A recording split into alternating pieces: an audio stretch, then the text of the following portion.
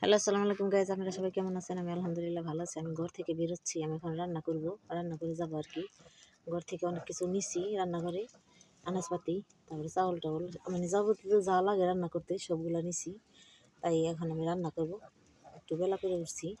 শাক দিয়ে ওই যে পালং শাক দিয়ে চিংড়ি মাছ দিয়ে রান্না করব, তারপর লাউ দিয়ে চিংড়ি মাছ রান্না করব, আর হলো লাল শাক ভাজি করব। আজকে 3 পদ করব। এখন সকালবেলা রান্না করবো, উঠছি একটু বেলা করে। তো আপনারা সবাই দেখেন দেখেন গাইস আমি কিভাবে রান্না করি। তো আমি ওই যে কালকে চুলার ভিতরে আনছি, চুলা লেপে দিছি আর কি, পরে খড়ি আনছি, লাকড়ি খড়ি আনছি। আমি পাটখড়ি দিয়ে জাল ধরাইতেছি, ওই যে পাটখড়ি দিয়ে আর হলো পলিথিন দিয়ে, ওই যে পলিথিন দিছি ভিতরে, আবার বাইরে একটা রাখছি, এটা দিয়ে আমি জাল ধরাবো এখন। তাছাড়া জাল ধরান যায় না। ওই ডিজেল দিয়ে ধরাইতাম কয়দিন, এখন ডিজেল শেষ হয়ে গেছে, ভাবলাম যে পলিথিন দিয়ে করি। অনেক মানুষের দেখি পলিথিন দিয়ে জাল ধরায়, তো ট্রাই করে দেখি একটু কেমন হয়।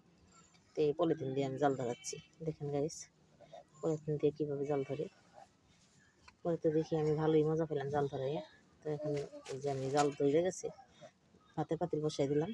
একটু বড় পাতিলে দিছি, কারণ গরু আছে, গরুর ভাতের মারটা খাওয়ানোর জন্য একটু পানি বেশি করে দিই, এই কারণে আজকে বড় পাতিলে দিছি। এখন আমি যে লাউ কাটতেছি, লাউ দিয়ে চিংড়ি মাছ দিয়ে রান্না করবো।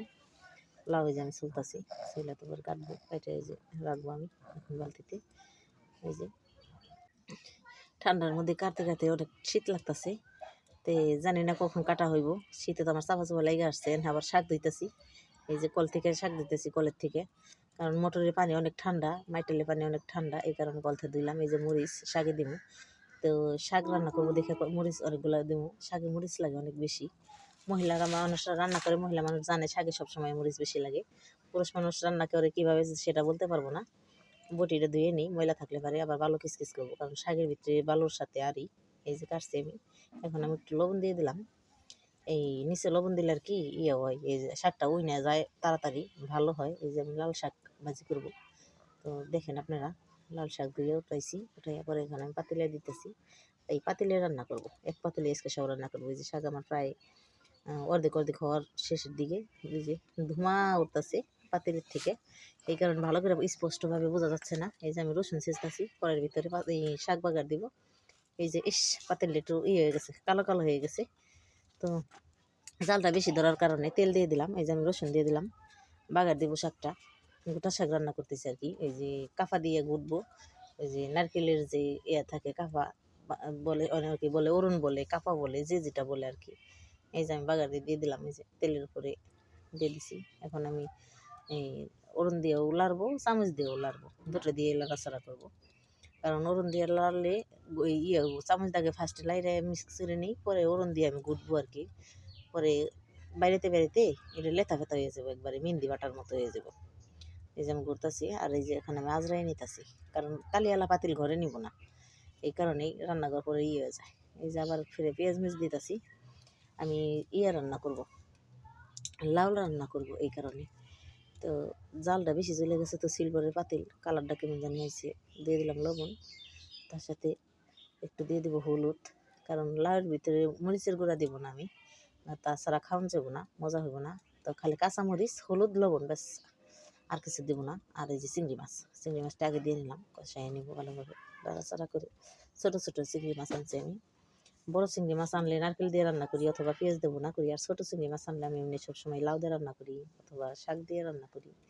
এই যে লাউ দিয়ে দিলাম, তারপরে নাড়াচাড়া দেবো ভালোভাবে, নাড়াচাড়া করে তারপরে মিক্স করা লাগবো সব কিছু। এই যে দেখেন বলক এসে গেছে, তো ভালোভাবে নাড়াচাড়া করি ভালোভাবে। লাউয়ের ভিতরে পানি দিব না আমি, কিসের জন্য পানি দেবো না, লাউর থেকে পানি উঠবো যতটুকু ততটুকু পরিমাণে আমি রাখবো। তো আমি এখন জিরে দিয়ে দিলাম, নামাই ফেলাবো তরকারিটা। তো আর এক পদ তরকারি দিব, তো দেখেন আপনারা। এখন আবার দিব আমি ওই যে পালং শাকে পেঁয়াজ কুচি করছি, এখন একটু হলুদ দিব, লাড়াচাড়া দিয়ে তারপরে আমি চিংড়ি মাছ দিয়ে দেবো আর কি। চিংড়ি মাছটা দিয়ে দেবো এখন। এই যে দেখেন আপনারা, ছোটো ছোটো চিংড়ি মাছ, লাউ দিয়ে যে চিংড়ি মাছটা রাঁধছি ওই চিংড়ি মাছটাই দিয়ে দেবো আমি। একটু পানি দিয়ে দিলাম, নাহলে পুড়ে যাবে না। তাহলে এমনি পাতিলেরটা আর কি কালারটা কেমন হয়েছে জাল জ্বলার কারণে। তো দেখেন এই যে পাকাইসে গেছে। এখন আমি দিয়ে দেবো পালং শাক। এই যে দেখেন পালং শাক দিয়ে দিচ্ছি। পালং শাকের সাথে 2টা আলু দেবো, তাই একটু ভিজা ভিজা ঝোল ঝোল রাখবো আর কি। পালং শাকের ঝোলটা অনেক মজা লাগে। তা আপনারা সবাই জানেন যে পালং শাক অনেক মজার জিনিস। তো আমি 2টা আলু দেবো সাথে আরও মজা হওয়ার জন্য। নতুন আলু, এই যে দেখেন আলু দিয়ে দিছি, এই যে একটা মানে 2টা আলু দিছি তো ছোটো ছোটো, এই জন্য এই যে বলক এসে গেছে ভালোভাবে।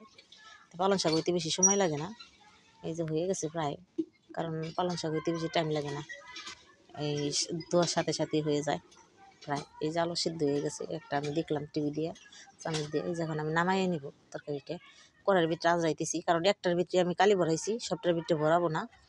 তো আপনারা সবাই সাথেই থাকেন। ভিডিওটা কেমন হয়েছে, ভালো লাগলে লাইক করবেন, কমেন্ট করবেন, শেয়ার করবেন, চ্যানেলটি সাবস্ক্রাইব করে দিবেন, আর বলবেন কেমন হয়েছে। আর 3টা তরকারি আমি একসাথে দিয়ে দিছি, এই যে দেখেন সবাই মিলে। তো কেমন হয়েছে জানাবেন। আল্লাহ হাফেজ, ভালো থাকবেন।